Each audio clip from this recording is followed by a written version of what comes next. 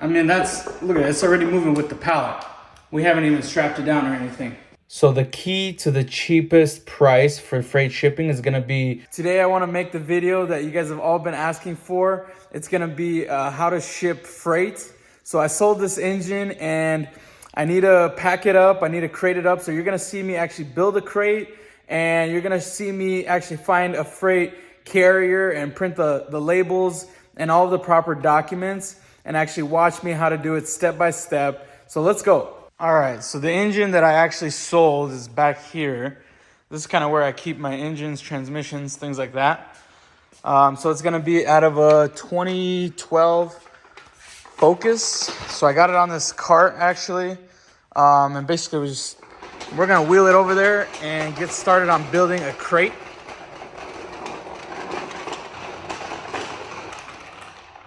So some of the things we're gonna need, obviously, you're gonna need screws, you're gonna need some lumber. These are 2x4x8 footers. I'm not sure if I'm gonna use all of them. I don't think I'll use them all.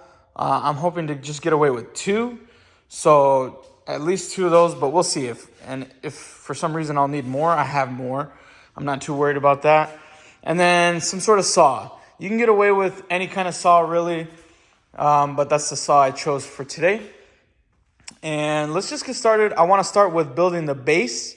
And then once I have the base, we'll set the engine in there, and then we'll be able to build the crate around it. For the base, obviously you want to build it based on the width and the length of the engine.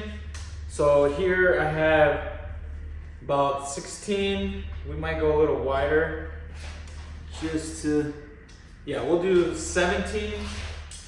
And then, honestly, I'm not even gonna measure the bottom of the engine because the top ends up being a little wider. So I want kind of like the widest part. And then we're gonna go 26 inches. So 17 by 26 inches. And then we'll worry about the height once we get that base built. I'm gonna measure everything right away.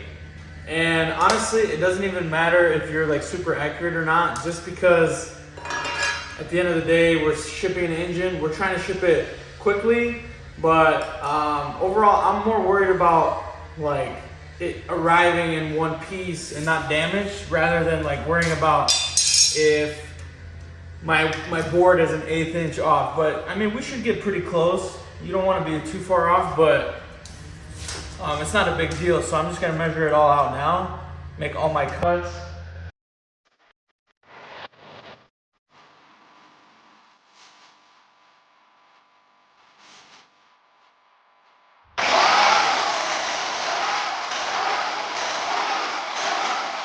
So I have something kind of like that. I haven't screwed it together yet, but before we move on, I haven't even told you exactly what I sold it for. So I sold it for 450 bucks plus shipping. That was 250 bucks on top of that. So, but it's gonna cost us, I think, that 250 to ship. That's kind of typical of what I'm paying. I don't know what everybody else is paying, but it cost me about 250 bucks to ship any kind of freight, usually the engines, transmissions like we have over there, doors, things like that. So about 250 bucks. So 450 bucks is what we sold it for, plus that 250 shipping. It's not a big deal whether everything's perfect or not. We just want to get it built. Obviously you want it somewhat square, but I wouldn't be too worried about it. I want it to be strong. I don't know if I'm doing overkill on the screws, but I like to add a lot of screws. That's kind of my method.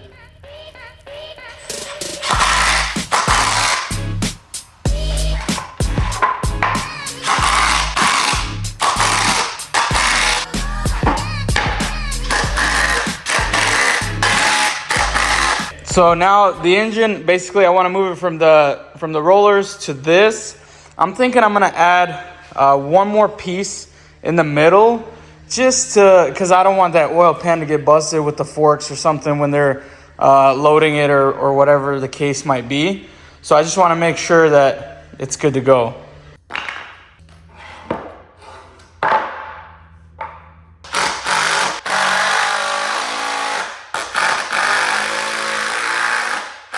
You saw me put on the little legs. I did that so that a forklift could easily get under there. They like a little more height, kind of like a pallet, like an actual pallet. Let me show you what I mean. You get a lot more height now with some forks to get under there. Basically, we're gonna just lift the engine, put it under here, kind of in the same way that it's sitting. We're gonna build some posts, cover it on the top, and then if you have like metal strapping, you could use metal strapping. You could use a ratchet strap to kind of strap the engine to the base. But I'll show you another method that I like to use.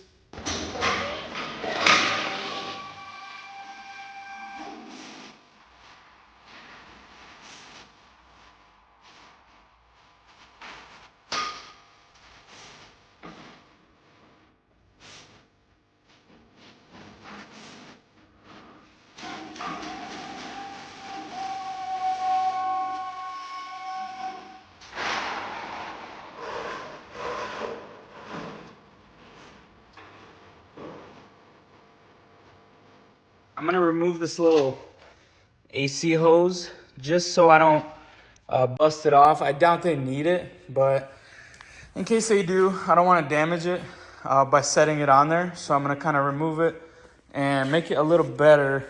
I have just a piece of 2x4. I'm gonna set right here for the filter to rest on, so it'll just tip it, and then we'll secure it so it's not putting all the weight on the filter. All right, you see that rock that it has? We don't want that. We want it to be pretty stable. So under here, under this mount for the AC, I'm just gonna bolt another piece of 2x4 just so it can't rock anymore, or I might just kind of put it under this part over here, somewhere where it's stable and it won't rock on me anymore. Okay, got this piece of wood.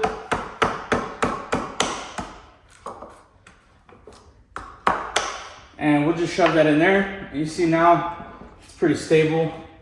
I might do the same thing. There's another little mount on this side. I'm just gonna cut a piece, that way it has nowhere to go. And I can even, this one I can't screw through the top, but there's a hole I can actually screw the engine down to this pallet essentially if I mount it that way. So let me just measure that. We'll move you to this side and I'll show you what I mean. Right down here, this is what I'm talking about. So that'll fit nice and snug. And now it's not actually gonna go anywhere. And that'll keep it stable like that. So I got this little washer just to put through the screw through, and then I'm just gonna go right through the top. The way we're gonna build the top, this thing's not gonna wanna move anyway, but this is just kind of like extra insurance. Super solid. I mean, look at it, it's already moving with the pallet. We haven't even strapped it down or anything. What we wanna do now is we're gonna build our uprights. And actually, the uprights, you don't even, I'll probably cut them the same length, but you don't even have to. And honestly, it's even better if you build them jagged, like one lower, one higher, just so they don't stack anything on top. Because when you build it perfectly flat on top, they're gonna wanna stack something else on top. So they could stack like another 5,000 pounds on top, and you don't want your engine to be crushed, or whatever you're shipping, a door for that matter. So we might even build them just a little like jagged, but we'll see what it looks like when we get there. I'm gonna start right now by building just the way it is right now. Like we'll do 29, probably 29 all the way across. Basically, what I'm trying to do is we're gonna strap it to the top, kind of like this, and this board is gonna hold the engine down to the bottom one, to the bottom crate, basically. Like that, and then it's gonna press up against the side of the engine, and it's gonna be even stronger. It's not gonna be able to rock anywhere.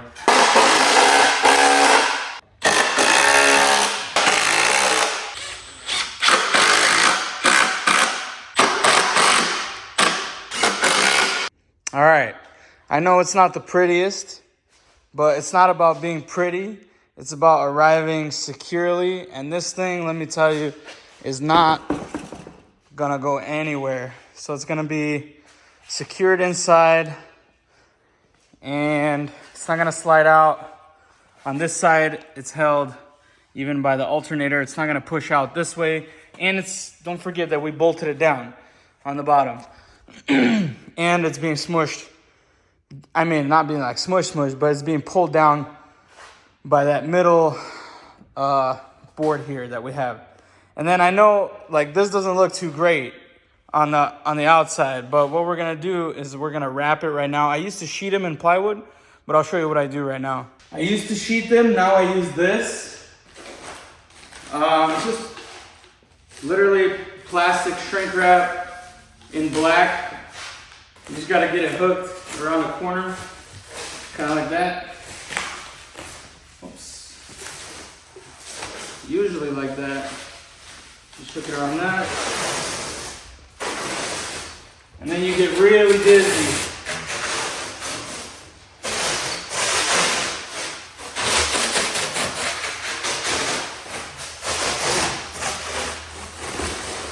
I'm gonna wrap over the top first, because then I'll wrap around the sides.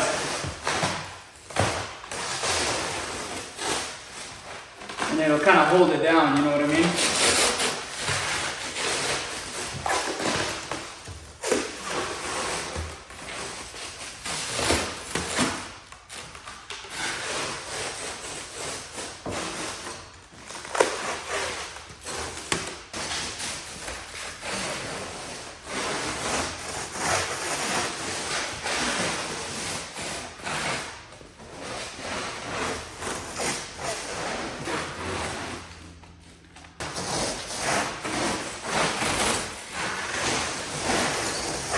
Got it up on the scale. This piece of wood is, it's resting on the scale because I want the weight to be evenly distributed. And since our legs stick out, I just want to make sure that it's resting completely on the scale. So I put that piece of wood there. But I mean, look at that. That's what you're getting. I'd say that's pretty decent. So it weighed in about 300 pounds. So we'll probably round up and we'll even add on just maybe 20, 30 pounds. It's not really gonna make a difference in price, but it's just gonna ensure that we're not gonna have to get charged later because we underweight. I like to use freightquote.com. It's just a broker. There's all kinds of websites and all kinds of freight shipping companies. And it's pretty simple. Right here, you're just gonna pick your requested loading date, and then you're gonna enter your zip code and then the destination zip code, and then you're gonna start your quote.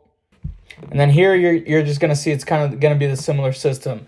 The trick to the cheapest freight shipping is gonna be to choose for you to drop it off at a terminal near you. You don't want them to pick it up. Now, if you can't deliver it for some reason, I don't know, you don't have a truck, you don't have a trailer, something like that, then you can have them pick it up at your business. I've never had them pick it up at a residential, so I don't know the price on that, but I know for business it's going to be at least 50 bucks more. So the key to the cheapest price for freight shipping is going to be a business address with a forklift on delivery. So if they don't have a forklift and they need, say, a lift gate, it's going to be like an additional 150 bucks just for that liftgate delivery service. So you need to communicate with the buyer that they need to be able to unload it with a forklift, or whatever that looks like. Otherwise, they're gonna have to pick it up at the terminal. That's gonna be the next cheapest option. So in this case, I spoke with the buyer and he actually wants to pick it up at the terminal, which is fine. So I'm just gonna enter his address and we'll get a more accurate quote here. The next page is gonna bring you here. I blurred out some of the info on the right side here, so you're not going to be able to see the address that I typed in. But all you have to do, so I'm shipping an engine, and then the packaging type. We made a custom pallet, basically. If you have a pallet, you can select one of the pre-things just because it has custom dimensions. So our dimensions are 28 by 24, and then I believe it's 31. 300 pounds, we might do like 320. Just to be safe. To use condition, all this is good to go. Next, it automatically selects the class. All right, so here we're gonna see like the best shipping option for the best price. So right here we see 357 bucks, 3 to 4 business days. But the terminal for me is 38 miles away. I don't really want to drive that far. It's not that far, but if I could, like for example, right here, FedEx Priority. So this is 2 to 3 business days. It's only 22 miles from him, which is pretty close, and 10 miles from me.